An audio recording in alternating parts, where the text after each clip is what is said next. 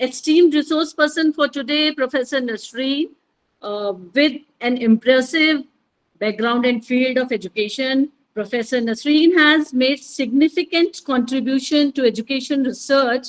Currently, Professor Nasreen serves as professor in the Department of Education at Aligarh Muslim University. Over more than 25 years, Professor Nasreen has mentored numerous students and collaborated more than 24 significant projects and contributed to advancing the education field. We are honored to have her with us today to share her insight on student diversity and inclusive education. Please join me in welcoming Professor Nasreen.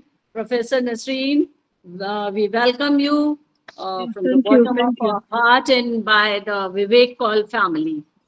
Thank you. Okay, thank you. And I also would like to join Dr. Deepti Dimri in extending my heartfelt thanks to Professor Nasreen. She's going to be the inaugural speaker here today. And I have been relying heavily on her for so many of our teacher education courses and for her expertise being shared in the NEP orientation. She will today, as participants, I'm sure you would have seen your certificates. So today she will be speaking on student diversity and inclusive education. Participants, very quickly, thank you. So let me take the opportunity to welcome you all here to this course on NEP orientation sensitization. We are organizing this 24th NEP orientation sensitization. We have in the past successfully done 23, and this is the highest number amongst all colleges, MMTTCs in the country. In this course, there are various themes on which you will be imparted training. You are all requested to join on time. You are all requested to be regular, to be punctual, and to maintain a certain decorum and discipline in the classroom. I would request you all to speak only when you are given a chance, otherwise be on mute. And if you have to speak, then first raise your hand and request the resource person to give you a chance to speak. Also, at any given point of time, you don't have to present your screen, because presenting a screen would mean disturbing and interrupting the screen being presented by the resource person, which will interrupt the entire proceedings of the session. Sometimes some of the participants, they think that by pressing the present now button, what they are doing is that they are getting their attendance marked. I'm sorry, it's useless. You don't have to do that. We are using a Google Enterprise paid version, and you can see we are also recording the sessions. So you will be able to get your attendance recorded in the data, and we get your login data every day whenever you join the course. Today you will have one small MCQ, and this will be based on your own knowledge of NEP. And on the last day, you will have one more MCQ, which will be based on your knowledge gained during the period of this course, the duration of this course. I am very glad that in this course, apart from our regular resource persons, two eminent resource persons from the Vardhaman College of Bijnor will also be joining us. Tomorrow we will have with us Professor S.K. Joshi, and on the last day we will have Dr. Sarvesh Sheetal from the Vivek College of Management, and this topic will be higher education and society. And tomorrow, Professor Joshi will speak on the Indian knowledge system. That's how, participants, we have tried to cover all the themes of this NEP orientation sensitization program as incorporated by the Malviya Mission Teacher Training Program. You are here with us not for the first time. As Dr. Deepti Dimri said, We have been collaborating for such continuous professional development programs in the past too. Under the Pandit Madan Mohan Malviya National Mission on Teachers and Teaching, we were a Callum Center from 2015 to 21. During that period of time also, we collaborated several times with the Vivek College, Bijnor. Our team actually went there to the college and we organized the training programs there.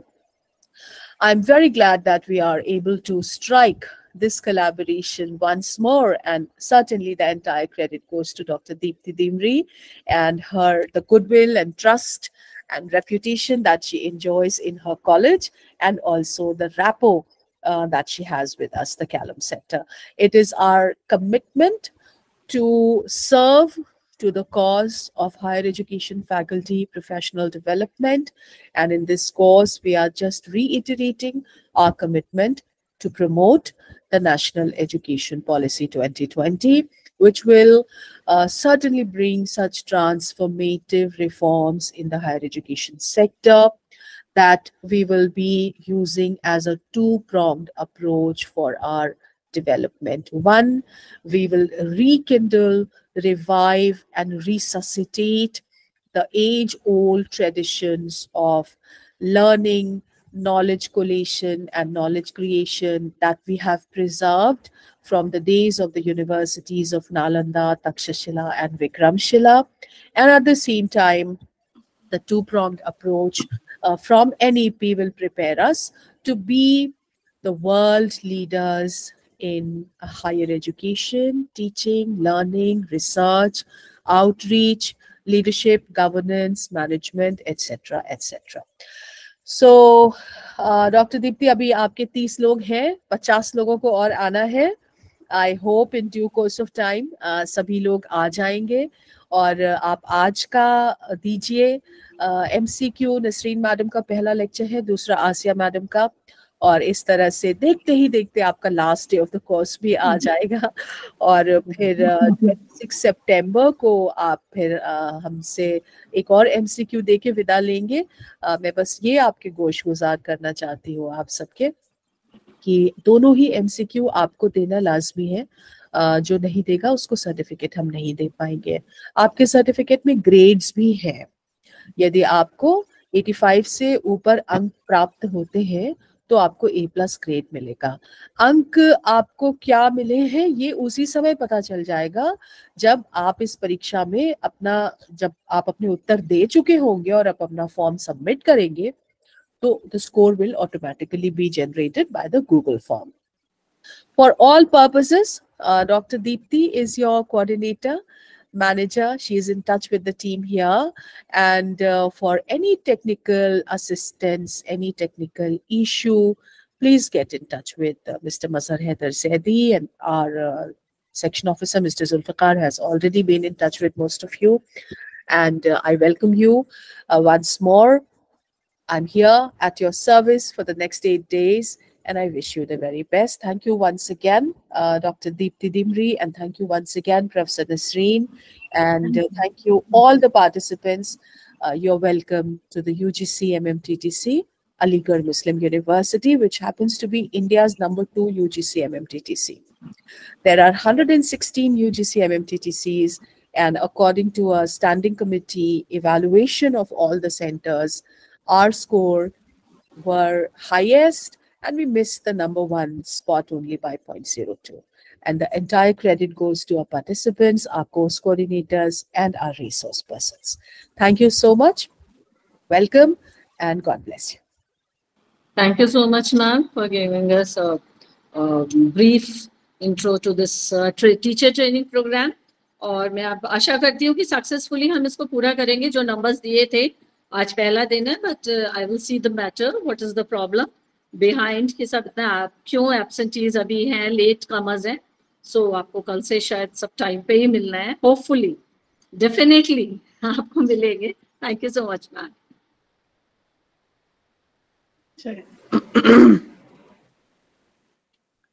So let me start.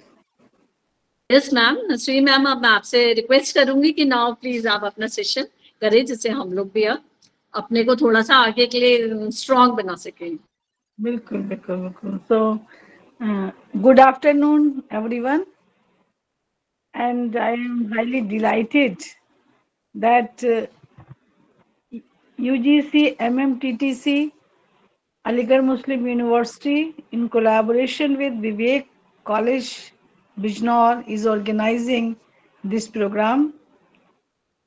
I also welcome all the participants in this session. Hearty thanks to Director UGC MMTTC and Principal Management of Vivek College, Bijnor, providing this opportunity to me.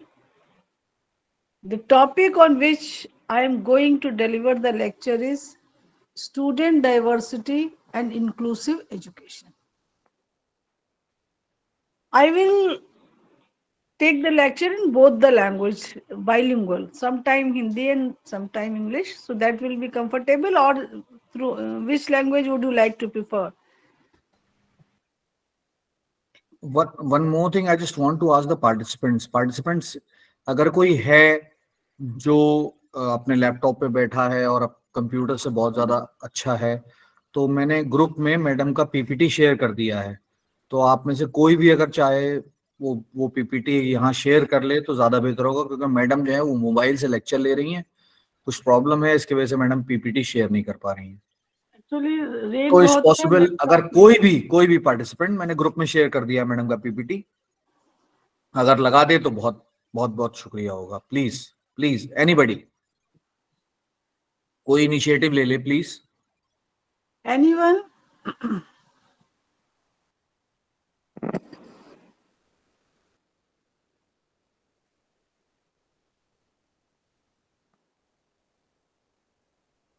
Deepti madam, कोई अगर इस तरीके का हो जो computer skills हो जिसके पास, आप उसको इंस्ट्रक्ट कर दीजिए, पीपीटी अपने पास से वो लगा दे। यहाँ बहुत बारिश हो रही है अलीगढ़ में और लैपटॉप डिपार्टमेंट में है, तो मुझे मोबाइल से लेनी पड़ रही class. No one is here. Mohit Kumar, doctor Nilofar, doctor सीमा,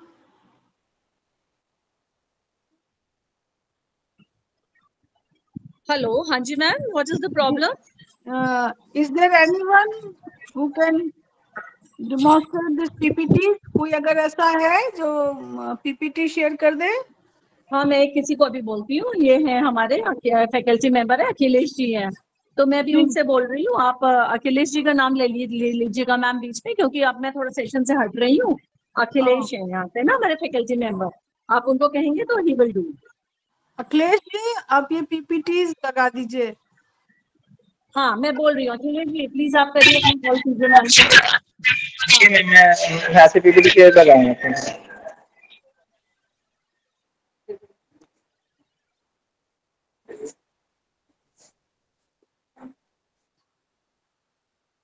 अखिलेश जी,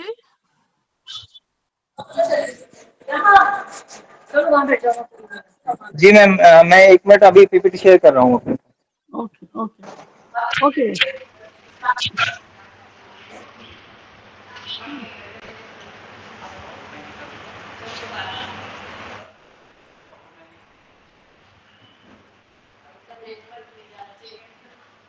कौन सी पीपीटी थी? कौन सी क्या थी?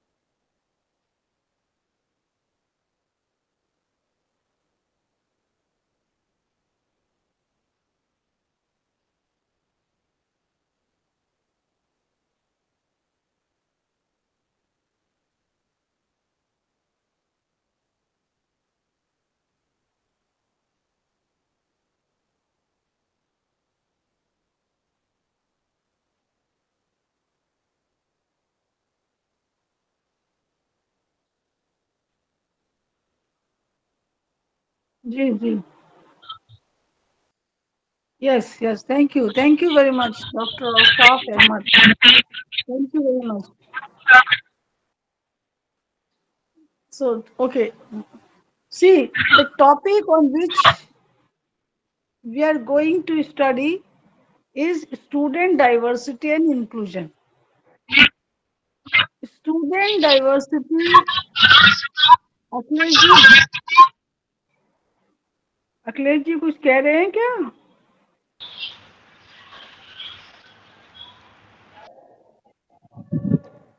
अखिलेश जी, जी मैम. जी अपना आप ऑडियो प्लीज ऑफ कर लीजिए. Okay. Okay. So the topic on which we are going to study is student diversity and inclusive education.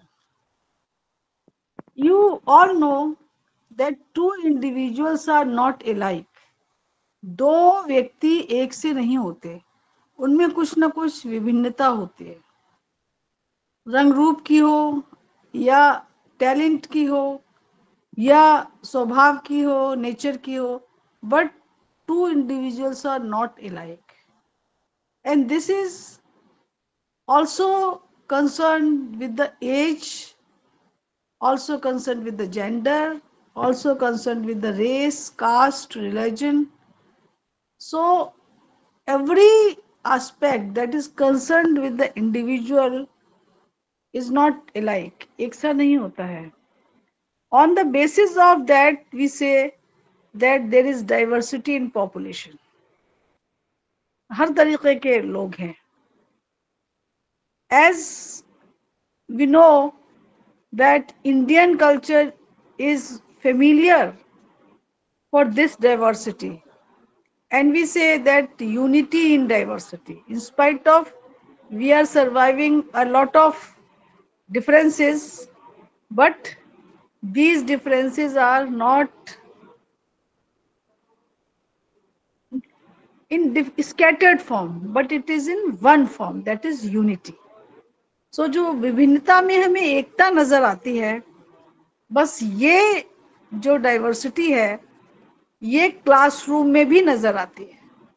कैसे? कि आप देखेंगे कि आपकी कक्षा में कुछ विद्यार्थी बहुत होशियार हैं, कुछ विद्यार्थी कम हैं, कुछ विद्यार्थी बिल्कुल भी आपका अटेंशन पे नहीं करते हैं. So these differences that exist with students is also hello the head of student type. Ma'am, मैं आए जी बताइए. जब भी आपको स्लाइड चेंज कराना हो तो मुझे बता देना, तो मैं उसको चेंज करूंगा. श्योर श्योर श्योर श्योर, बता दूंगी. देखिए, जो फर्स्ट स्लाइड है ये बता रही है कि student diversity refers to the presence of a wide range of difference among students within a learning environment, and these differences can include variation in cultural background, interest, abilities, perspectives, learning styles, language spoken, and individual needs. So these words written on this slide all create diversity in the classroom. Say for example, हमने आपसे कहा cultural background. It means they are from different kind of culture and they belong to different cultures. Say for example, one is from Assam, another is from Meghalaya, one is from Tamil Nadu, UP, MP, and so many states are there, and we all belong to different kind of states. So we have different cultures, we have different kind of languages, we have different kind of traditions, customs, rituals, but after all we are one. Oneness is the uniqueness of Indian culture. एकता ही हमारी भारतीय संस्कृति की पहचान है. अब कक्षा में हम इस पहचान को कैसे बरकरार रखें और हम कैसे अपने स्टूडेंट्स के बीच में एक यूनिटी का भावना एकता की भावना विकसित रखें। ये हम बीइंग अ टीचर, ये हमारा रोल है। लेकिन इसको समझना बहुत ज़रूरी है कि जो स्टूडेंट डाइवर्सिटी है, वो स्टूडेंट डाइवर्सिटी जितने एस्पेक्ट्स लिखे हुए हैं इस स्लाइड में, इन सब पर आधारित होती है। इन सब के अकॉर्डिंग हमारी जो स्टूडेंट डाइवर्सिटी है वो स्टडी की जाती है। ठीक है, second slide please, second slide please. Yes, देखिए, sure, here are some points to define student diversity in simple language. Different backgrounds, students come from various places, cultures, families which make each person unique. हर आदमी, हर student अपने आप में अनोखा है। क्यों अनोखा है? क्योंकि वो अपने साथ कुछ बैकग्राउंड लेके आता है, डिफरेंट प्लेसेस से आता है, कुछ कल्चर भी उसके साथ होते हैं, कल्चरल डिफरेंसेस भी होते हैं, और वेरीड इंटरेस्ट, सबका इंटरेस्ट भी अलग अलग होता है। अगर someone likes music, another like to work on computer, and similarly the third one like to go for sports. So many interests are there and they varied in their interest. ठीक है, आपने class में देखा होगा, सबका एक सा interest तो नहीं है कि सभी बहुत रुझान है पढ़ने में या सभी बहुत उत्सुक हैं कुछ जानने में, ऐसा नहीं होता है। जो एक कॉमन है, common unique feature of the classroom क्या है कि सभी हमारे स्टूडेंट्स, जो हमारे विद्यार्थी होते हैं, उनके इंटरेस्ट, उनकी रुचि भी डिफरेंट डिफरेंट होती है। यूनिक एबिलिटीज, यूनिक एबिलिटीज यानी सलाहियत भी सबकी अलग अलग होती है। Say for example, few students are able to perform the experiment very well, no problem. Some is very effective and efficient to deliver the lecture, and someone is very efficient in writing the essays. So they differ in their abilities, they differ in their talents. Now all the students are unique in nature, so every student is really a kind of khazana for a teacher. It is a treasure. सभी विद्यार्थी जो हैं एक खजाने जैसे, खजाने में बहुत सी चीजें होती हैं, ऐसी हर विद्यार्थी में इतनी अद्भुत और अनोखे गुण होते हैं कि उनका निखार करना ये टीचर का कर्तव्य बन जाता है।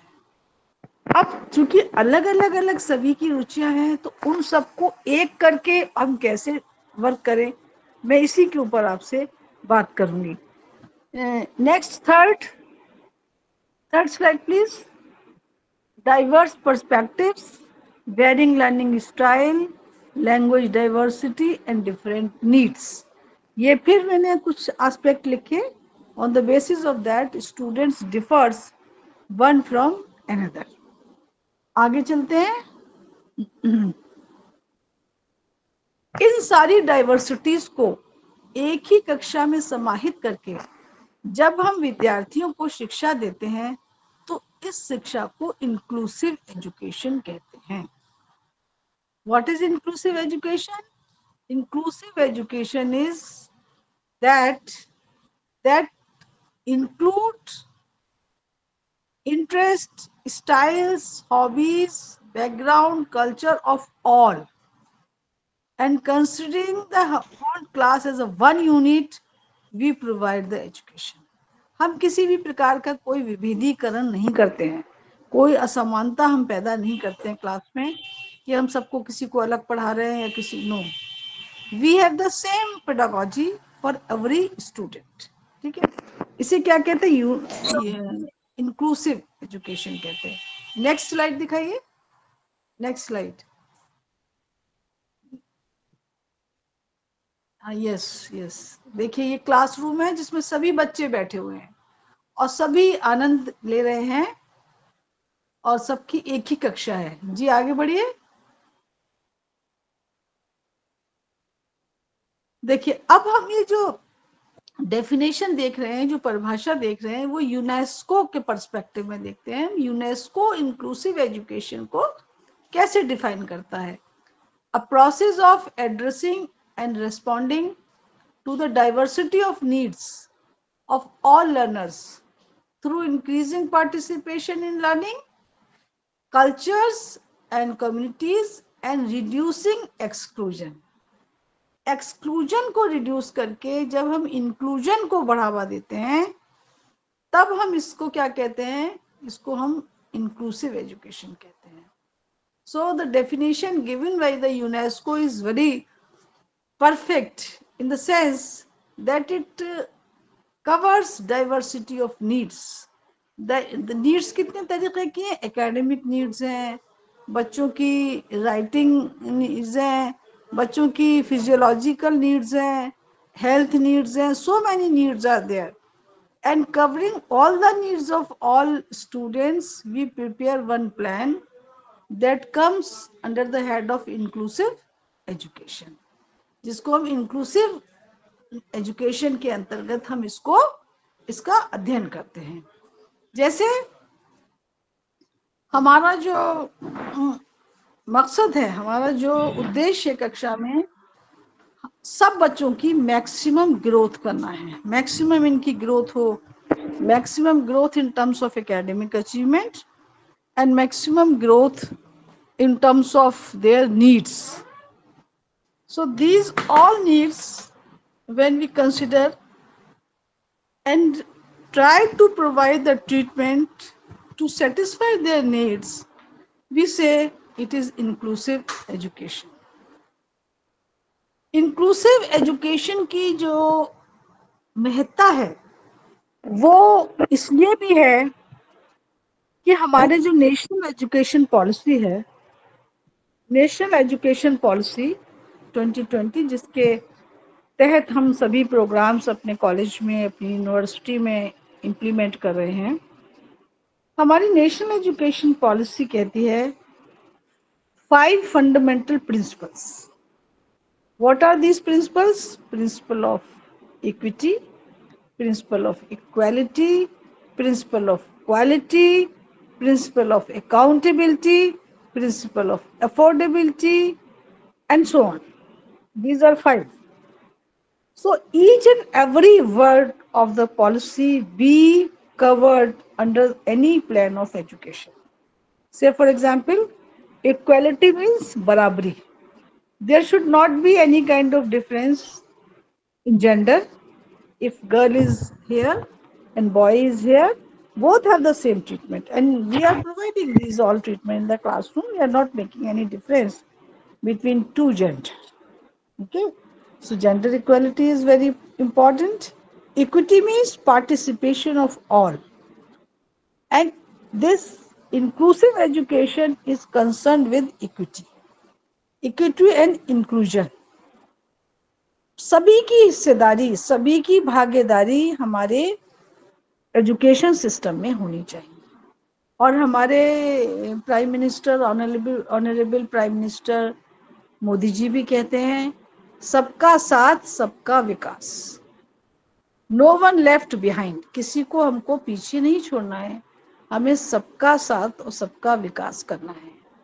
So when we talked about sabka saath sabka vikas, we must consider that there should not be difference among the students on the basis of any factor that is related to age, gender, caste, culture, and background, so many and so forth. So these diversification in the classroom, when we cover in inclusive education, we must study our sustainable goals also, because in point number 3 of sustainable goal, कितने goals हैं ये बताइए? आपको पता है sustainable goals कितने हैं? Anyone can tell? कोई बता सकता है कितने हैं? 17. How many SDGs are there? 17. And point number 3 जो है वो जेंडर इक्वलिटी की बात करता है, और पॉइंट नंबर 4 जो है वो हमारे एजुकेशन की बात करता है. ठीक है, तो प्राइम मिनिस्टर साहब, हमारे जो honourable prime minister Narendra Modi ji हैं, उन्होंने जो कहा है सबका साथ और सबका विकास, वो भी इसीलिए कहा गया है कि इंक्लूसिव एजुकेशन को प्रमोट करिए। अब ये जो हमारे सस्टेनेबल गोल्स थे, इनकी प्राप्ति हमको 2020 तक करनी थी, लेकिन 10 साल और बढ़ाए गए। 2030 तक अब हमारा गोल है कि हम अपने सस्टेनेबल गोल्स को अचीव करेंगे। अगले 15 साल इसको क्या कहा गया है? इसको अमृत काल कहा गया है। अमृत मीन्स जो मरे नहीं, आ प्लस मृत, जो मरता नहीं है। So Amrit Kal is very important for us because during this period whatever we did not do we have to do, हमको वो करना है। So this kind of education that say about including all, it say that the principle of equity and principle of inclusion be followed by the educational institutions. आगे बढ़ाइए, आगे next, yes please.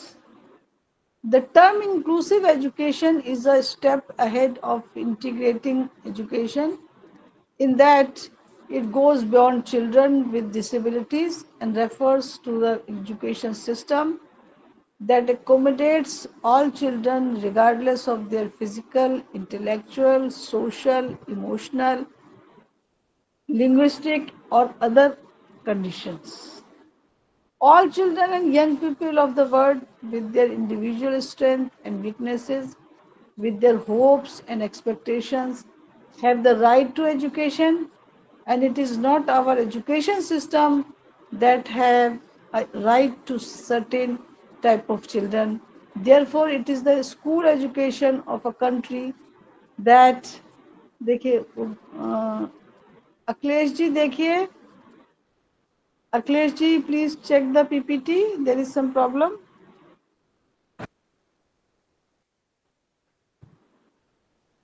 Akhilesh ji.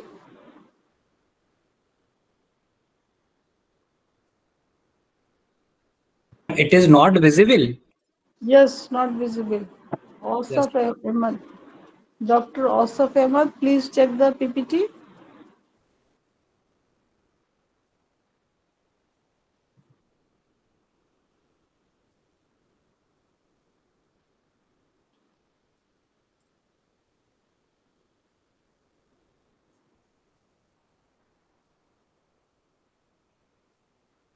Ma'am, now? No, not visible. Not visible.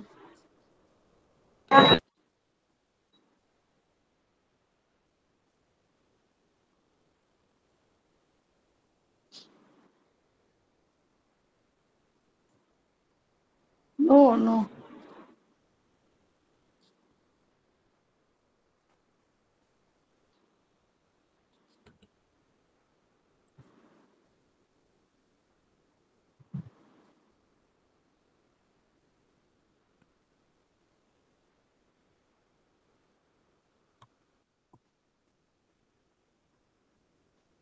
Ma'am, now? Not visible. Sorry. कोई problem हो गई क्या इसमें? But मुझे तो पीपीटी उस पे जो स्क्रीन पे शो हो रही है मैम। अच्छा, पार्टिसिपेंट्स जी मैडम, मुझे भी स्क्रीन पे शो हो रही है। Ma'am PPT is no visible. Noise, आपको नजर आ रही है? नजर आ रही है आपको PPT? Yes ma'am, PPT is show visible.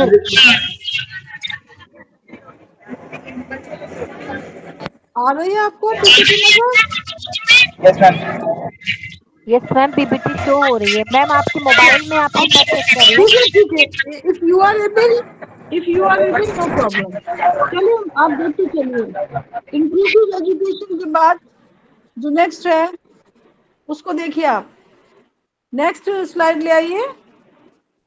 All children and young people of the world with their individual strength and weaknesses, with their hopes and expectation, have the right to education, and it is not our education system that have a right to certain type of children. Therefore, It is the school system of a country that must be adjusted to meet the needs of all children. It is by B. Linguist, UN report here. The NCF 205 clearly gives significance to children-centered pedagogy that can meet the range of challenges confronting the inclusive school education system. So inclusion जो है वो बहुत आवश्यक है, क्योंकि किसी भी student को अगर हम छोड़ते हैं तो वो हमारे लिए क्या बनेगा, वो हमारे लिए बोझ बन जाएगा. जब वो एजुकेशन सिस्टम में इंक्लूड नहीं होगा तो वो इलिटरेट रह जाएगा, and finally it will be the burden on the nation. So inclusive education is very essential in diversified society because it includes all the abilities, talents of the learner. देखिए, मैं आपको एक कहानी सुनाती हूँ और कहानी के जरिए आप इंक्लूसिव एजुकेशन को समझने का प्रयास कीजिए. एक मधुमक्खी छत्ता बना रही थी और छत्ता बनाने का आपने देखा ही है कितना घना छत्ता बनाती है मधुमक्खी.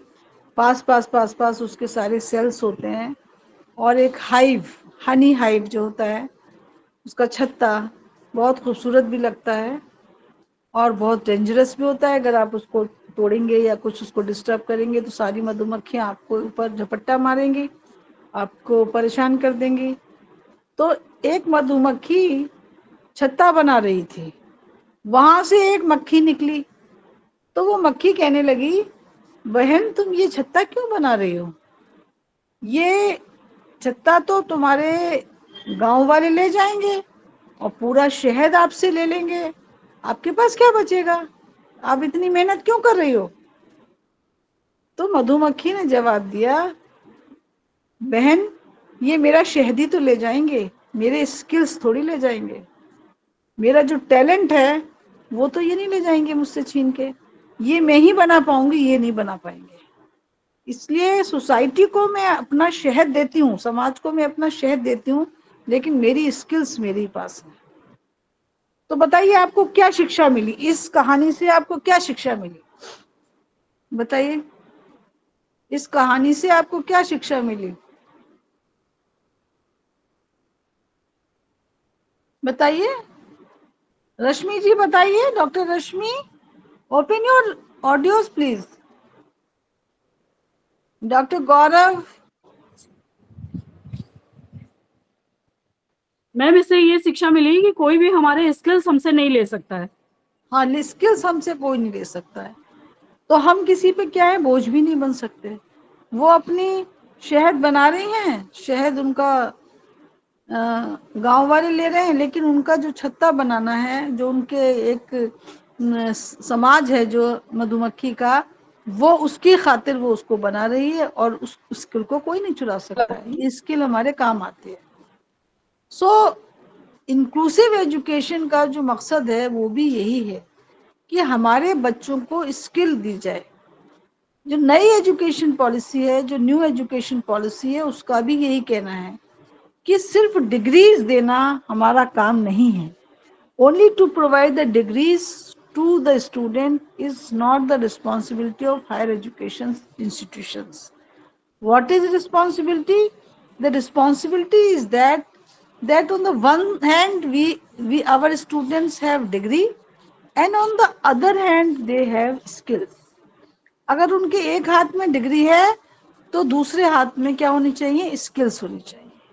और इस डिग्री और स्किल्स को मिला के वो जब आगे बढ़ेंगे तो वो अपने कौशल को, अपने टैलेंट को वो दिखाएंगे और there will be no kind of any confusion और conflict in the area, in the field of employment. किसी भी तरीके का no conflict. If they are having the good skills, they will be absorbed by the workplace. They will be demanded by the market. They will be demanded by the industry and by the education system also. So no issue if the students are having skills.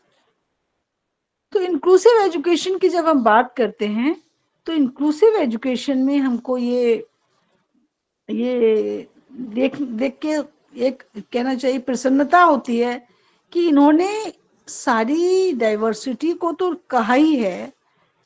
Along with this, they are also saying that skill development among the students is also very essential. देखिए slide next देखिए, NCF 2005 clearly gives significance to child-centered pedagogy that can meet the range of challenges confronting the inclusive school education system. NCF यानी national curriculum framework जो 2005 में आया था, उन्होंने भी ये कहा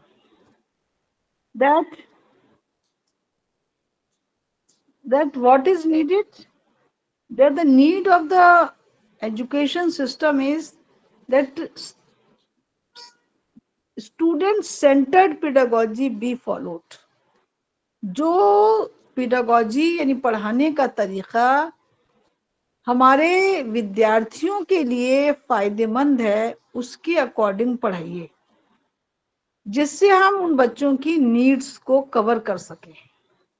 और इसके लिए प्यूपिल सेंटर्ड पेडागोजी की बात कही गई, टीचर सेंटर्ड पेडागोजी की बात नहीं की गई है. अब जब ये मैं दो शब्द बोलती हूँ, स्टूडेंट सेंटर्ड और टीचर सेंटर्ड, तो इसमें आप कैसे भेद करेंगे, कैसे आप अंतर करेंगे, बताइए. स्टूडेंट सेंटर और टीचर सेंटर, इन दोनों मेथोडोलॉजी में क्या अंतर है, बताइए. आप बोलेंगे तो टू वे इंटरेक्शन रहेगा और वो ज्यादा प्रभावशीलता लाएगा प्रोग्राम में. मैम स्टूडेंट सेंटर्ड के लिए मैम जैसे कि बच्चों की क्या नीड है, उनकी एबिलिटीज क्या है, कैपेबिलिटीज क्या है, क्योंकि इंडिविजुअल डिफरेंस को इम्पोर्टेंस दिया जाता है. जब नाम भी स्टूडेंट बताइए प्लीज, अपना नाम भी बताइए. सीमा सादिक. सीमा सादिक जी, बताइए. जी जी मैम. हाँ. तो जो स्टूडेंट सेंटर्ड जो पेडागोजी जो है, वो अप्रोच है, वो इसको बढ़ावा देगा. इंडिविजुअल जो डिफरेंसेस पाए जाते हैं बच्चों में, चाहे उनकी हैबिट्स हो, कैलिबर हो, जो उनके अंदर जो क्वालिटीज हैं, क्योंकि each and every person have the individuality, तो उनकी इंडिविजुअलिटी को मेंटेन करने के हिसाब से ही टीचर को पढ़ाना चाहिए. इस बात का ख्याल करेगा टीचर कि बच्चे की क्या कैपेबिलिटी है, क्या पोटेंशियलिटीज हैं, क्या उसकी आदतें हैं, क्या इसकी इंटरेस्ट हैं, मतलब जो भी स्किल्स हैं बच्चे की पर्सनल, हर बच्चे की अलग अलग होती है. तो उसको ध्यान में रखते हुए अगर टीचिंग की जाती है तो वो स्टूडेंट सेंटर्ड होती है. अदरवाइज टीचर सेंटर तो वो टीचर जो है टोटल उसमें सारा रोल टीचर का ही होगा कि वो टीचर अपने पॉइंट ऑफ व्यू, अपने जो पर्सनल उसके जो उसके जो पर्सनल थॉट्स हैं, जो उसके पर्सनल जो भी टीचर का खूबी होगी वो उसके हिसाब से पढ़ाएगा. वो बच्चों को ध्यान नहीं देने वाला है, इंडिविजुअल डिफरेंसेस को वो भी अप्रिशिएट नहीं करेगा. तो इसीलिए स्टूडेंट सेंटर कहा जाता है. आजकल बहुत ज्यादा जरूरी है, it is mandatory. Yes, very right, very right. बहुत अच्छा बताया सीमा सादिक साहिबा ने. देखिए one thing I want to add. हाँ बताइए. Student centric is two way communication. नाम बताइए पहले प्लीज अपना. I am doctor Rahul Garg from Vivek college. जी राहुल जी बताइए. Student centric is a two-way communication, and I mean teacher centric is a simplex. It is a simplex mode. It is a one-way communication. जी जी बिल्कुल बिल्कुल सही कहा, बहुत अच्छा कहा आपने भी. देखिए राहुल जी ने और सीमा जी ने बहुत अच्छा बताया. स्टूडेंट सेंट्रिक और टीचर सेंट्रिक में क्या फर्क होता है कि स्टूडेंट सेंटर्ड जो पेडागोजी होती है वो टू वे प्रोसेस है, यानी टीचर बोल रही है और स्टूडेंट भी उसमें इंटरेक्ट कर रहा है, उसका भी इंटरेक्शन हो रहा है. जैसे हम लोग यहाँ पे पढ़ रहे हैं तो ये टू वे प्रोसेस है. हम ही को नहीं बोलना है, आपको भी बोलना है, आपको भी इसमें एड ऑन करना है हमारे सजेशंस में. आपको भी हमें कुछ नए तजुर्बे देने हैं और मुझे भी आपको कुछ नई इंफॉर्मेशन देनी है. तो ये टू वे प्रोसेस कहलाता है. इससे क्या फायदा होता है कि दोनों ही लोग एक्टिव रहते हैं. लेकिन जो हमारे टीचर सेंटर्ड अप्रोच होती है वो उसमें सिर्फ टीचर को ज्यादा बोलना है और स्टूडेंट का कोई रोल नहीं होता. Student act as a passive listener. So this kind of approach, teacher-centered approach, is not suitable for our student, as Seema Sadiq told, that they have different kind of needs, they have different kind of talents, they have different kinds of potential. So to flourish them, it is very essential that the teaching should be two-way process and teaching should be child-centered process. So inclusive education में जो pedagogy अपनाई जाती है वो child centred pedagogy ही अपनाई जाती है। और मैंने आपको NCF 2005 का भी हवाला दिया कि उसमें भी ये बात कही गई है कि हम अपने क्लासरूम में चाइल्ड सेंटर्ड अप्रोच को फॉलो करें instead of following the teacher centred approach. चलिए नेक्स्ट स्लाइड प्लीज। इंक्लूजन क्या नहीं है? अगर देखिए कहीं कहीं कंफ्यूजन होता है तो inclusion is not focusing on an individual on A small group of people for whom the curriculum is adapted, different work is devised or support assistance are provided. Inclusion ये नहीं है। अगर हम ये कहें कि हम करिकुलम को अडॉप्ट कर रहे हैं और हम डिफरेंट सपोर्ट सिस्टम लगा रहे हैं, we are doing this for our students, but it is not the part of inclusion. This is the part of resourcefulness or affordability. If we have the resources, we are providing the assistance, and vice versa. About how to assimilate individual people with identified special educational needs into existing form of schooling. This is not inclusion. What is inclusion? A process rather than a state by which a school attempts to respond to all students as individuals. Regards inclusion and exclusion as connected processes, schools developing more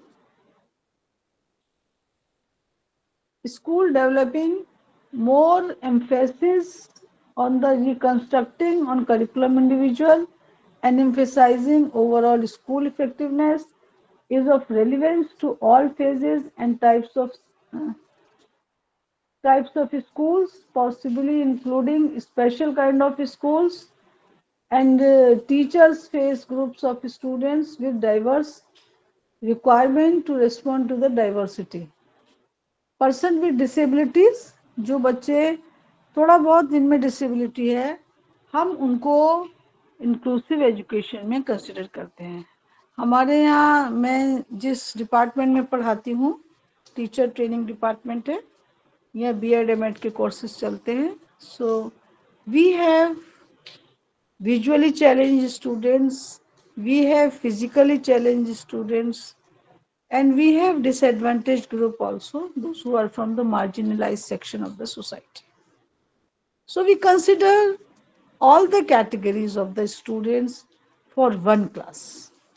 उनका कोटा भी है कि हमें visually challenge के कितने लेने हैं, physically challenge के कितने लेने हैं, और मुझको सोशली बैकग्राउंड जिनका मार्जिनलाइज सेक्शन से हैं उनको हमें कितने लेने हैं. So we have to consider in admission policy about this in order to make a inclusive classroom. Inclusive classroom में पढ़ाने के लिए हम इन सभी चीज़ों को अपने एडमिशन पॉलिसी में भी कवर करते हैं.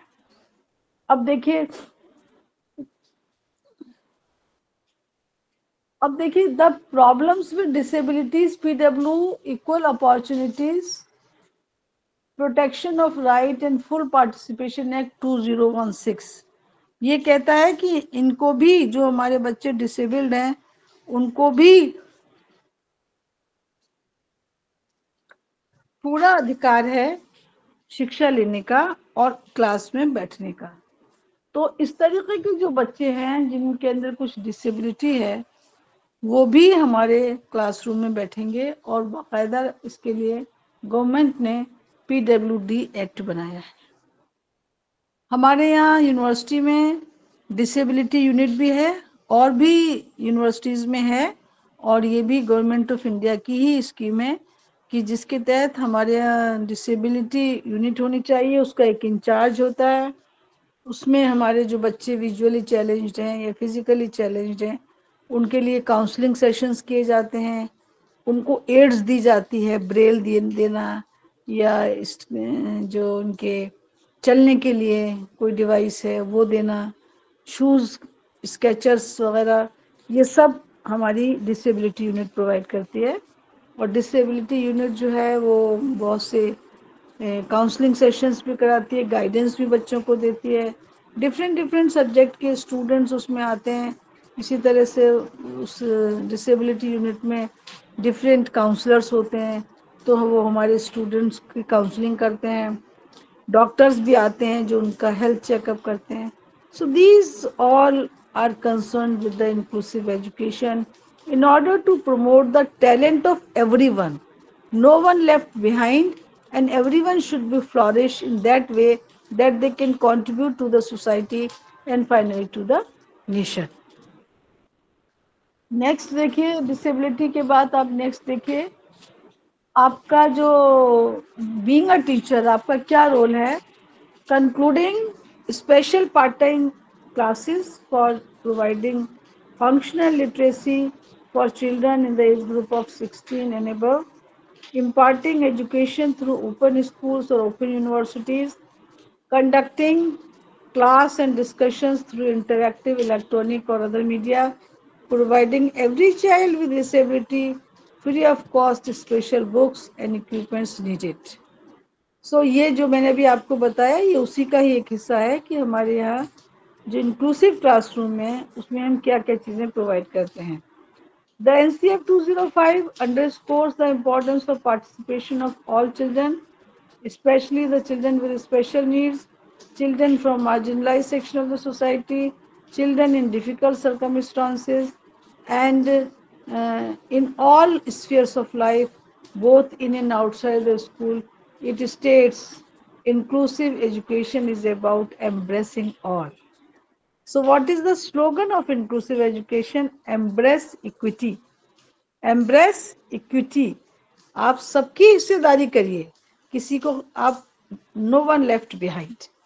The right to education Act 2009 provide क्या प्रोवाइड करता है? For free and compulsory education to all children of the age of 6 to 14 years, including the children with disabilities. समग्र शिक्षा, समग्र माने क्या होता है? संपूर्ण, समग्र सभी को। जब हम सबको इकट्ठा करके कहते हैं तो हम कहते हैं समग्र सामान है हमारा।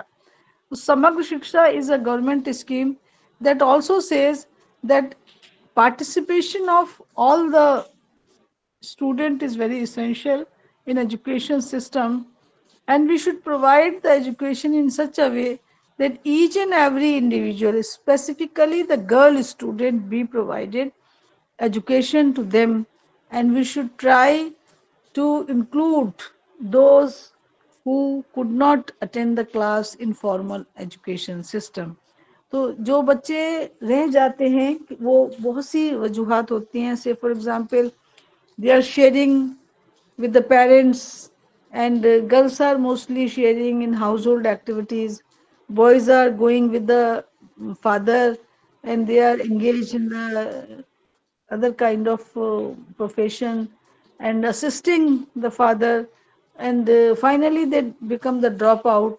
So these the cases where the dropout is more, or dropout is considered as a out children from the school, these all should be included in inclusive education. हमें उनको भी लाना है और हमें उनको वोकेशनल एजुकेशन देनी चाहिए। प्रोफेशनल, अगर वो उसने ग्रेजुएशन कर लिया है तो किसी प्रोफेशन एजुकेशन भी जा सकता है। वोकेशनल एजुकेशन की क्यों है? क्योंकि जो बच्चे 8वीं पास कर लेंगे, अगर स्किल्स उनके पास है, स्किल ओरिएंटेशन उनके पास है, तो वो एटलीस्ट कुछ ना कुछ करके अपना पेट भर लेंगे। आपने एक नाम और सुना होगा, एक्सपीरियंशियल लर्निंग। एक्सपीरियंशियल लर्निंग का भी यही मतलब है कि जो तजुर्बे हैं हमारे स्टूडेंट्स को, earning and learning both together, earning learning साथ साथ होनी चाहिए। बच्चा अगर पढ़ रहा है तो कुछ स्किल भी सिखा दीजिए उसे, जिससे कि वो अपनी बाहरी जिंदगी में जाके उनसे कुछ ना कुछ अर्न कर ले। So earning and learning both together is also the slogan of this Samagra Shiksha. अब देखिए, what is your duty in the classroom? Students from various religion, belongs to different caste, speak different languages, hailing from different states, having different learning styles, suffering many disabilities, encountering various learning difficulties. So what is your duty? Understand the learner. Understand the learner, what kind of need a learner has. किस तरीके की जरूरत उसको है आपके जरिए.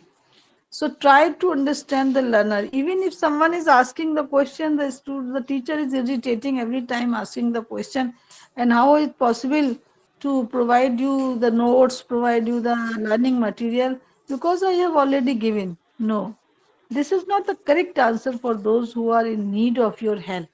So please always help the helpless. जो बच्चे किसी डिसेबिलिटी से हैं या किसी तरीके की कोई और प्रॉब्लम है, तो उनकी मदद करना एक अच्छे टीचर की ड्यूटी है. Think the needs of child. Every child has specific needs, and write down all the children who have additional educational needs. ये जो इनके पास, जिनको स्लो लर्नर हैं, स्पीच डिफिकल्टी है, या उनको लिखने में प्रॉब्लम आ रही है, कुछ बच्चे बोलने में प्रॉब्लम आती है, तो उनके लिए आपको स्पेशल क्लासेस लगानी पड़ेंगी. और उन स्पेशल क्लासेस को हम क्या कहते हैं? Anyone can tell me, what do we say the special classes that we arrange for those who are unable to cope up in the classroom? क्या कहलाती हैं वो क्लासेस? Remedial classes madam. हाँ. सो आप अपना नाम भी बताइए. Doctor Ausaf Ahmed Malik. Yes, doctor Ausaf Ahmed Malik, very nice. Remedial classes. Remedial classes वो क्लासेस होती हैं जो एक क्लास जो चलती है टाइम टेबल के अकॉर्डिंग, उससे हटकर अगर हम कुछ एक्स्ट्रा हेल्प अपने बच्चों की कर रहे हैं और उनको पढ़ा रहे हैं, तो क्या है, वो रेमेडियल क्लासेस में आ जाता है. So remedial classes are very essential for the students, those who are in help of a teacher. Think about the topic you are planning to teach, whether it caters the needs of the students. Will some children find this topic harder than others? जो भी आप plan करें अपने classroom के लिए, उसको इस तरह से प्लान करिए कि ना तो बहुत मुश्किल लगे बच्चों को, और ना ही वो लगे कि भाई बहुत आसान था, कोई बड़ी बात नहीं. नो, देयर शुड बी बहुत इस तरीके की आपको पढ़ाना है कि स्टूडेंट को लगे कि हाँ, yes, I have been considered by a teacher as a student. What kind of knowledge I received, you must recall it, and there is certain kind of change in behavior also. तभी हम कह पाएंगे हाँ, कुछ इन्होंने सीखा है. ठीक है. तो हमारे जो प्लानिंग होती है, जो हमारी लेसन प्लानिंग होती है before entering the classroom, it should be strengthened. It should be in such a way that it covers the need of all the students. It means you start from the simple, move to the slightly complex, and then to the most difficult situation. Aahista Aahista आपको आगे बढ़ना है, जिससे आपका जो lesson plan है वो आपको, ये एक मिनट, एक फोन किसका है?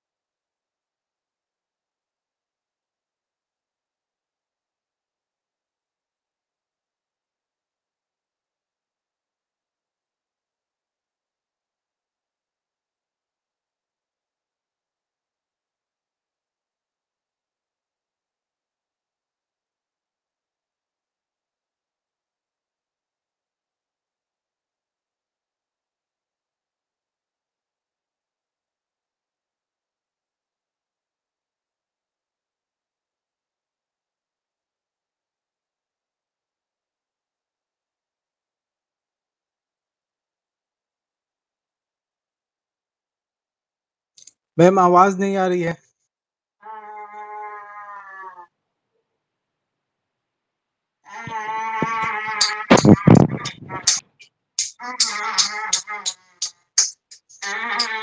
आवाज नहीं आ रही है।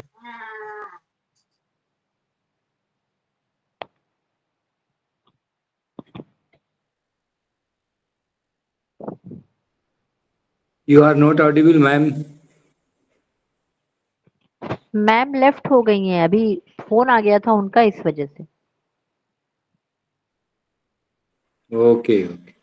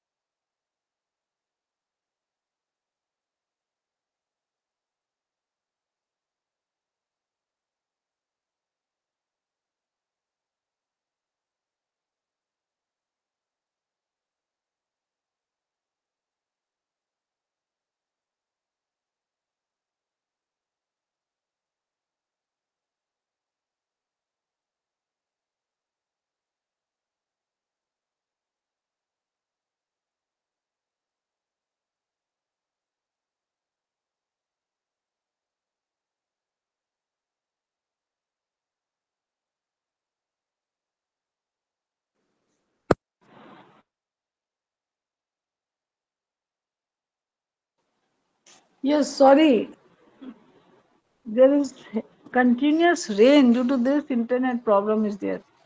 Yes, we are on the screen also. Duty of the teacher: understand the learner, think the needs of child. Every child has specific needs.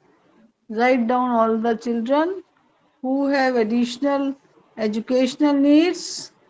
Think about the topic you are planning to teach, whether it caters the needs of the students.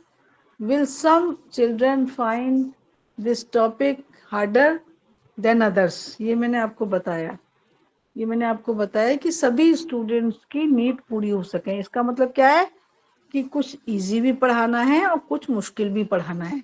आप एकदम मुश्किल मुश्किल पढ़ाएंगे तो सारे जो students हैं, वो जो अच्छा ब्राइट स्टूडेंट है वो तो बड़ा खुश हो जाएगा और थोड़ा समझेगा भी, लेकिन जो हमारा कहना चाहिए लो आईक्यू का बच्चा है वो परेशान हो जाएगा। लेकिन हमें परेशान नहीं करना है, हमें तो सबको आगे बढ़ा के ले जाना है। और सबको हमको जैसे फूलों को खिलते हुए देखता है ना माली, खुश होता है, खाद देता है, पानी देता है, and every day observe that what is progress of my garden. Similar is the case of teacher. A teacher always try to see what my students are doing. Are they happy with me? Are they satisfied with me? Or is there any need to give them more nourishment? उनको क्या और nourishment की जरूरत है? So these kind of situation when arise in the classroom, really wonderful inclusive education, a scene can be drawn by a teacher. But what is needed? Your creativity, your hard work, your strong determination and commitment with the job. These are the essential requirement for an inclusive classroom. Okay. Now we come to the next slide. That is instructions. Use a multisensory approach. Try to use a certain kind of teaching aids. Teaching add से क्या है कि जो बच्चे नहीं समझ पा रहे हैं, those who are unable to understand the lecture, at least आंखों से देखेंगे और कुछ तो आपसे पूछेंगे, और पूछने के बाद जो क्लैरिटी आती है वो आप भी जानते हैं कि जितने ज़्यादा स्टूडेंट पूछेगा उसके जहन में उतनी ही क्लियरिटी आ जाती है उस कॉन्सेप्ट्स को लेके। So use a multi sensory approach and use a highly structured format for presentations. Use graphic organizers, present material in small sequential steps. Teach specific strategies, that is taking notes, reading comprehension, review key points, assign a buddy reader or note taker, provide students with outline of notes, use color coding to match materials and concepts, reduce visual distractions, seat students close to board, teacher student help away from door or window. So these are the instructions in the sense that in what way you can help your students. आप कैसे कैसे अपने बच्चों की मदद कर सकते हैं, मैंने उसको पॉइंट वाइज लिखा है. मैंने इसलिए ये लिखा है कि मल्टी सेंसरी अप्रोच यानी बच्चों का अगर इन्वॉल्वमेंट टीचिंग में होता है तो उनको ज़्यादा प्रसन्नता होती है और वो ज़्यादा खुश होते हैं. सो ये भी रिसर्चेस भी ये बताती हैं कि अगर हम टीचिंग में अपने स्टूडेंट्स की sensory organs like eyes, years, hand, हम इन सब का अगर इस्तेमाल करते हैं हमारे बच्चे अपनी टीचिंग लर्निंग प्रोसेस में, so that learning remains for longer time in the brain. ऐसी लर्निंग बहुत लंबे वक्त तक हमारे विद्यार्थी के मस्तिष्क में रहती है. So, multi-sensory approach with other kind of activities in the classroom may be helpful to understand the concept by the last learner of the classroom. Okay, so try to impart or try to treat all the individuals, all the students in that way that every student is unique piece of creature and he has potential, he has talent, how to flourish the talents. Okay, next देखिए, provide a quite work area. थोड़ा सा classroom में ऐसा area होना चाहिए बच्चे हिल सके, डुल सके, चल सके. Allow students to move if needed. Use visual reminders as memory aids. Use teacher initiated signals for redirecting attention. Highlight sections of text. जो भी ऐसे सेक्शन है, यानी सेक्शन का मतलब जो आप समझ रहे हैं कि भाई ये इंफॉर्मेशन इनको मालूम होनी चाहिए, तो उसको आप हाईलाइन भी कर सकते हैं, हाईलाइट भी कर सकते हैं, उसको आप कलरफुल भी कर सकते हैं, आप उसको बोल्ड लेटर्स में भी कर सकते हैं, जिससे सिर्फ वही आई कैचिंग हो, वो इंफॉर्मेशन आई कैचिंग हो. Provide tape recording of lecture और required text. Give oral and written directions.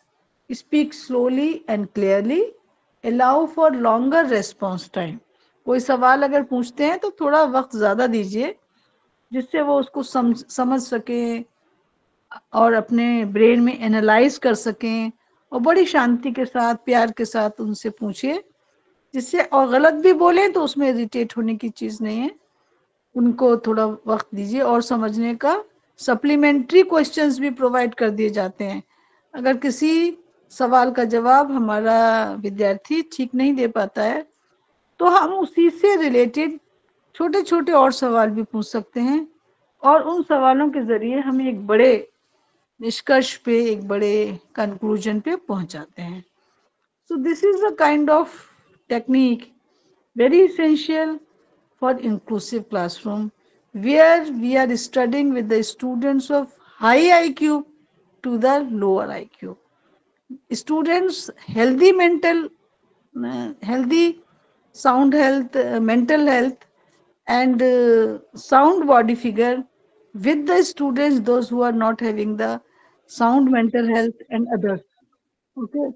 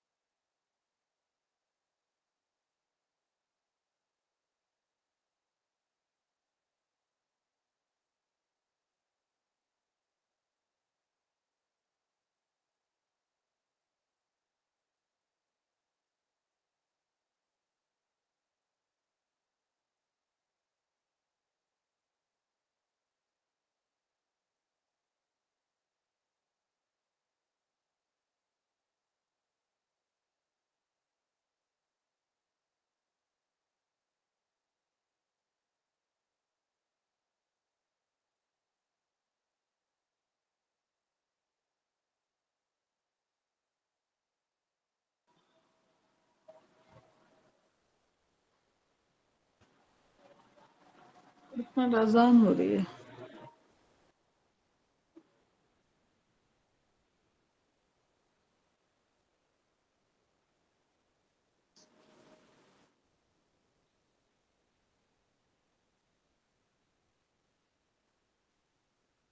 जी देखिए, हाँ, तो मैं जो आपको बता रही हूँ वो मैंने आपको बताया कि ये जो इंस्ट्रक्शंस हैं, organisation and take task completion, evaluation भी करना होता है इसमें, जिससे कि हम ये देख सकें कि विद्यार्थी कितना समझ पा रहा है। आप उसको आगे बढ़ाइए, पीपीटी को प्लीज, पीपीटी को आगे बढ़ाइए।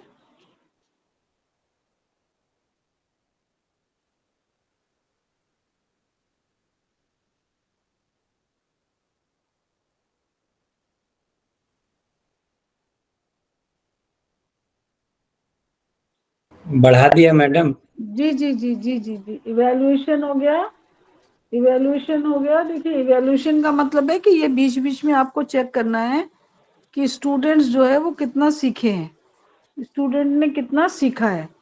उसके बाद आप देखिए, ऑल्टर द इंस्ट्रक्शनल अरेंजमेंट। अगर ये लगता है कि हमारे बच्चे नहीं सीख पाए हैं तो हमें अपने जो इंस्ट्रक्शंस हैं उनको कहीं ना कहीं मॉडिफाई करना पड़ेगा। ऑल्टर द फिजिकल और सोशल एनवायरनमेंट। बच्चों की थोड़ी थोड़ी तब्दीली भी करनी चाहिए। से फॉर एग्जांपल जो फर्स्ट बैच पे हमेशा बैठते हैं डेस्क बेंच पे, उनको कभी पीछे, पीछे वालों को कभी आगे, इस तरीके का ऑल्ट्रेशन होना चाहिए in classroom setting. Alter your methods and materials also. सिर्फ एक ही विधि से पढ़ा रहे हैं वो ठीक नहीं होता है, टाइम टू टाइम इसको चेंज भी करना चाहिए। ऑल्टर द प्रोसेस और टास्क। जो हमारे काम हैं उनकी भी हमको चाहिए कि उनको भी हम कभी कभी चेंज करें, किसी को कभी मुश्किल दें, किसी को कभी आसान दें। Alter the levels of personal assistance. बहुत ज़्यादा वो आप पे डिपेंडेंट रहें, every time calling you, it is not good for them, and sometimes they are give you them support and try to make them self confident। जो बच्चा खुद से कर सकता है काम, वो दूसरों को पुकार के करेगा तो उसमें फर्क होता है।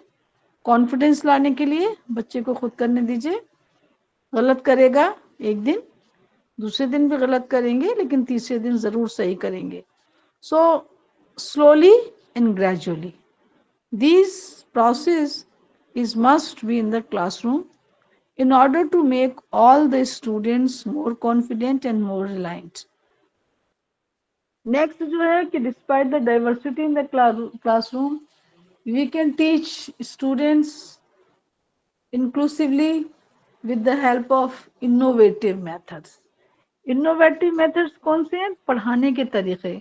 अगर पढ़ाने के तरीके मालूम है टीचर को तो उनके लिए पढ़ाना कोई मुश्किल नहीं होता, क्योंकि अगर लेक्चर मेथड से ही बच्चा कवर कर जाता है तो फिर हम दूसरी चीज के लिए कभी सोचते भी नहीं है। लेकिन ऐसा गलत है, because innovative methods create a kind of pleasurable environment in the classroom and it also maintains the creativity of the students also। जिसे सृजनात्मकता कहते हैं, क्रिएटिविटी। नई नई तस्वीरें दिखाना, कभी कंप्यूटर से पढ़ाना, कभी चार्ट के जरिए पढ़ाना, कभी क्वेश्चन आंसर के जरिए पढ़ाना, कभी कुछ सेंस ऑफ ह्यूमर भी होना चाहिए बच्चों में, कुछ स्टोरी टेलिंग होनी चाहिए, कभी उनके साथ कुछ एक प्ले ड्रामा वे होना चाहिए जिसमें वो डिफरेंट डिफरेंट रोल्स में आ रहे हैं और हम उनको पढ़ा रहे हैं। जैसे एनवायरनमेंट में हम बहुत ऐसे एक्टिविटीज़ कर सकते हैं क्लासरूम में जिसमें हम स्टूडेंट्स को बहुत अच्छी तरीके से बताते हैं कि भाई क्या कौन सा ऐसा गैशियस कंपोनेंट है जो हमारे लिए हार्मफुल है, ये जो पेड़ हैं ये हमारे लिए कैसे यूजफुल हैं। So these kind of activities that can be perform in the classroom, so that should be given priority instead of giving the narration, instead of giving the verbal transaction. Such kind of things should also be promoted। उसके बाद जो next है हमारा innovative method. देखिए इसको मैंने कुछ यहाँ मेथड्स आपके लिए लिखे हैं जो मैं आपको बताती हूँ। पेडागोजी का मतलब होता है the science of teaching and learning. जो हमको टीचिंग लर्निंग करना सिखाए हम उसको पेडागोजिकल साइंसेस कहते हैं या पेडागोजी कहते हैं। हम क्यों कहते हैं साइंस, क्यों कहते हैं इसको? क्योंकि it is a systematic process, it is a organized process, and very honestly it gives the observation, it gives the certain kind of change in the behavior of the students also. So pedagogical reforms, pedagogical practices should be innovative, and every teacher should be familiarized with these pedagogical practices. मैं आपको बताती हूँ कौन कौन सी practices हम अपने college में ले सकते हैं। टीचर सेंटर्ड, ये बहुत ओल्ड है और इसमें सिर्फ लेक्चर होता है, वन वे होता है और इसमें कहीं भी स्टूडेंट के लिए प्लेस नहीं होता है। स्टूडेंट सेंटर ये अच्छी होती है। Here we have the space for the students also. They interact, they have certain kind of opportunity to interact with the teacher, they have certain kind of opportunity to add on the suggestions given by the teacher, and they also feel pleasurable because when the assisting process is with them, then really it would be wonderful. Technology based, जहाँ पे हम smart classroom है हमारा और हम ये कोशिश कर रहे हैं कि हमारे स्टूडेंट्स जो हैं वो कंप्यूटर पे वर्क करें, वो कुछ ना कुछ ऐसा इनोवेटिव करके दिखाएं। तो ये कंप्यूटर बेस्ड होती है। कंप्यूटर बेस्ड में जो विजुअली चैलेंज्ड होते हैं उनके लिए अलग कंप्यूटर्स होते हैं और उनके सॉफ्टवेयर्स होते हैं, वो उसके ऊपर प्ले करते हैं। तो टेक्नोलॉजी क्लासरूम हमारे बच्चों में बहुत ही जोश खरोश और जुनून पैदा कर देता है। ज़्यादातर स्टूडेंट्स इसी टेक्नोलॉजी बेस्ड पेडागोजी को प्रेफर करते हैं। वेज टू इम्प्रूव पेडागोजी, हम कैसे अपनी पेडागोजी को इम्प्रूव करें? डायलॉग विद योरसेल्फ थ्रू, कोशिश करिए कि आप ऐसे डायलॉग्स बोले ऐसी जो उनके पुराने प्रीवियस बैकग्राउंड से रिलेटेड हो, उन्होंने पहले कभी देखा हो, सुना हो और उसको इंटरेक्ट किया हो उन सिचुएशंस में। उसके अलावा सॉलिसाइड फीडबैक, पूछा करिए कि भाई क्या चीज़ आपको समझ नहीं आई, आपको मेरा पढ़ाया समझ में आया या मुझे अपने किसी इम्प्रूवमेंट की ज़रूरत है, etcetera. So this is also a duty of a teacher that should take feedback from the side of the students. Dialogue with faculty, आपके अपने जो कलीग्स हैं आप उनसे भी बात कर सकते हैं, आप उनसे भी पूछ सकते हैं कि भाई बताइए ऐसी कौन सी आप पेडागोजी लेते हैं, आपकी क्लास बहुत अच्छी चलती है, मैं भी इतनी अच्छी क्लास चलाना चाहता हूँ या मैं अपनी क्लास को और इम्प्रूव करना चाहता हूँ। तो conversation with the senior faculty, conversation with the juniors, conversation with the students also, it is also essential कि हम बच्चों से भी पूछें कि भाई कौन सी ऐसी बातें हैं जो आपको समझ में आती हैं, कहाँ आपको मज़ा आता है, कहाँ पे आपको थोड़ा सा confusion पैदा हो जाता है। So in that way we can improve our pedagogy. Dialogue with the peers, the same, those who are subject of your class, you must interact with them and try to understand what they want new. Seek outside consultation, बहुत ही अनुभवी हमारे अध्यापक होते हैं, आप उनके भी तजुर्बों का फ़ायदा उठा सकते हैं।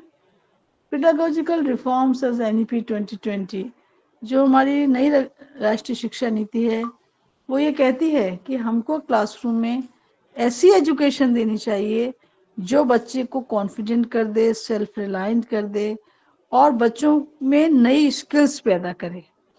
टेक्नोलॉजी बेस्ड क्लासरूम की बात न्यू एजुकेशन पॉलिसी में कही गई है।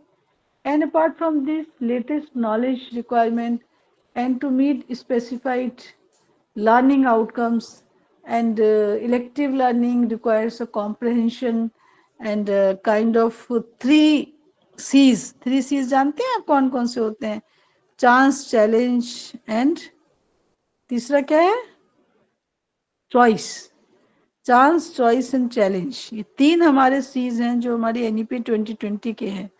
और हमारे अंदर अगर जुनून है, एक कहना चाहिए हमारे अंदर एक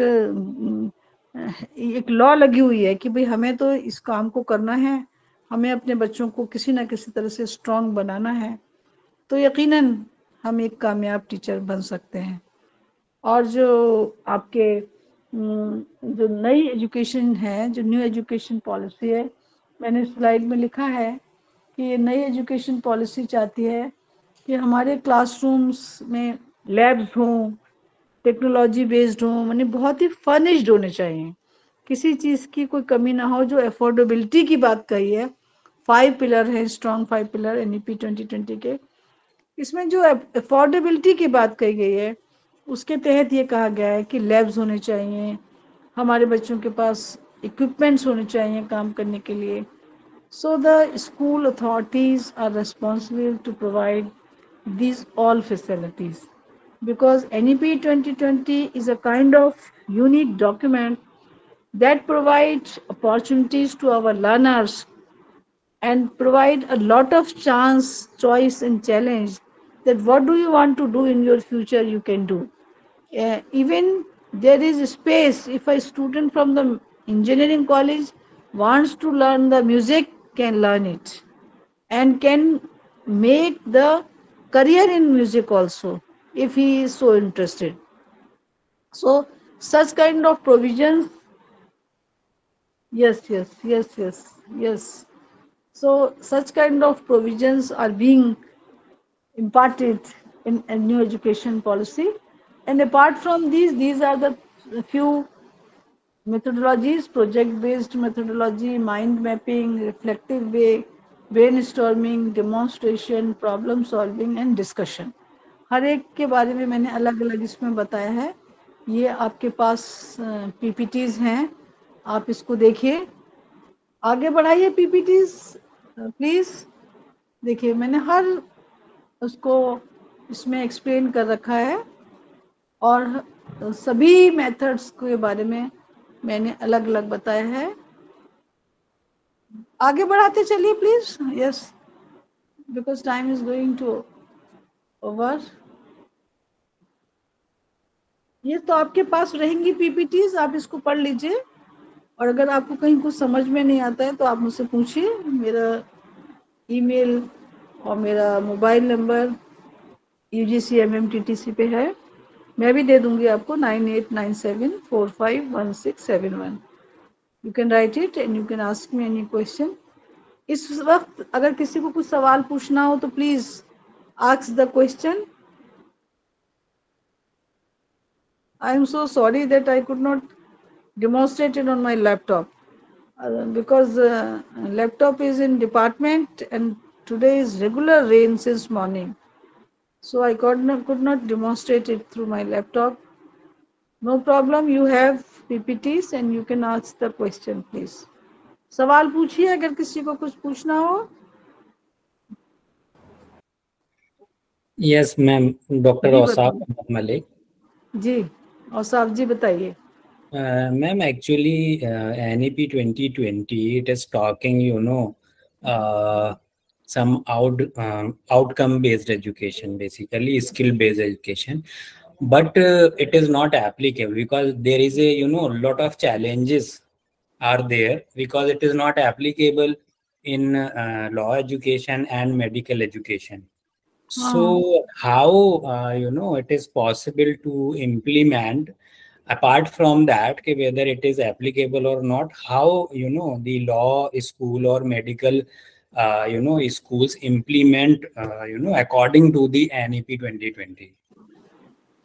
देखिए लॉ और मेडिकल एजुकेशन के बारे में तो इसमें कोई चैप्टर भी नहीं है एनईपी में, लेकिन जो एक कॉमन क्लासरूम की ये बात कर रहे हैं उसके लिए हम सभी प्रयासरत हैं और किसी भी बदलाव में थोड़ा समय लगता है औसाफ जी। Or ma'am, or there are some other challenges. You were talking about right to education, right? Article 21 capital A says that right to education provided free and compulsory education from 6 to 14 years. But NEP is talking about education, common education provided from 3 to 18 years. So that is also contradiction with the constitutional law and NEP 2020. ऐसा नहीं है, ऐसा नहीं है साहब जी। Education तो उन्होंने पूरा जो उन्होंने स्ट्रक्चर दिया है एजुकेशन का, foundation, pre primary, primary, middle, higher, सब एज ग्रुप को किया है। वो ठीक है, जैसे कंपलसरी एजुकेशन की जो उन्होंने बात की है वो 3 to 18 years की है। हाँ, बट कॉन्स्टिट्यूशनल लॉ कह रहा है उसको कि 6 to 14 years होनी चाहिए। तो 3 to 18 में 6 to 14 भी तो आ गया automatically. That's why I am talking about के 6 to 14 years कॉन्स्टिट्यूशन कह रहा है it is a fundamental right. हाँ, right, and before 6 it is a only directive principles of state policy. देखिए जो 3 से 18 साल की बात चल रही है उसमें डायरेक्टिव प्रिंसिपल्स भी आ गए, फंडामेंटल लॉज भी आ गए और सारी पॉपुलेशन आ गई, तो उनका तो कवरेज और ज्यादा है कॉन्स्टिट्यूशनल लॉ से और कॉन्स्टिट्यूशनल प्रोविजन से कहीं ज्यादा उनका कवरेज है एनईपी 2020 में, अगर आप 3 to 18 की बात करें। वो I understand, but if we are talking about Higher Education Commission, that is established, I think, in 1980s, and Kothari Commission 1966. So they all are talking about the common education system, right? So after that, there are a lot of debate because Constitution initially established the education is only the directive principles of state policy. It becomes a fundamental right in 2002 by 86 Constitutional Amendment Act. And after that, on the basis of Article 21 capital A, Parliament enacted Right to Education Act 2009. It is enforceable from 1st April 2010. Right. So there are a lot of laws regarding the education system. And previously there are 2 education policies that is also talking about the common education system. So why the Parliament or they have enacted right to education as a fundamental right? Why they have not include from initial level? Why they have include from 6 to 14 years? No, देखिए time to time our government has made efforts to achieve the sustainability or to achieve the goals, perfect literacy or the a kind of full literacy, जिसका term कुछ और है। Always try, government has always tried to launch the schemes just to get the objective of literacy, that everyone should get should be literate. So that may be in the form of provision of a constitutional law, it may be in the form of NEP 2020, it may be in the form of commissions and committees, but time to time we have tried to do this. And this time when we are going through this NEP 2020, our goal is sustainable development goals.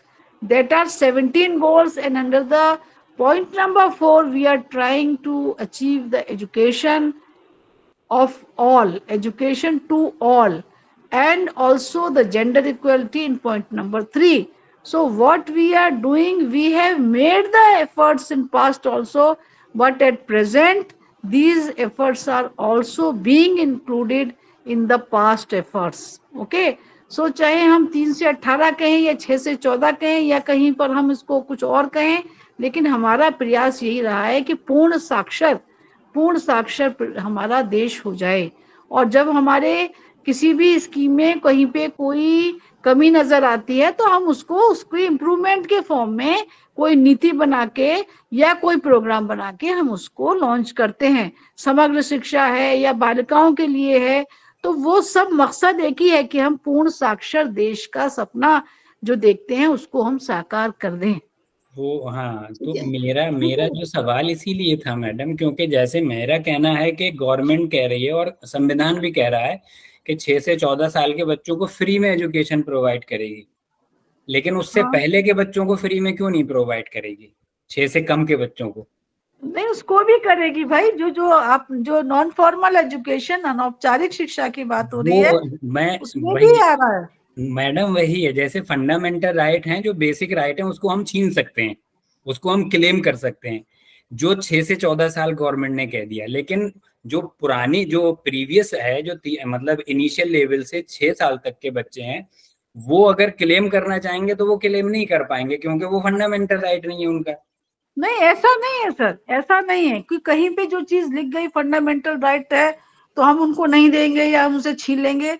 Incentives are there for every group, even those who are in medical and engineering, they are also getting the fellowship, government fellowship. So what is this? These are the incentives provided by the government. तो ऐसा मत सोचिए कि हम जो है वो उनको दे रहे हैं, इनको नहीं दे रहे, ऐसा नहीं है। We will have to make efforts and we will have to put our sincere efforts.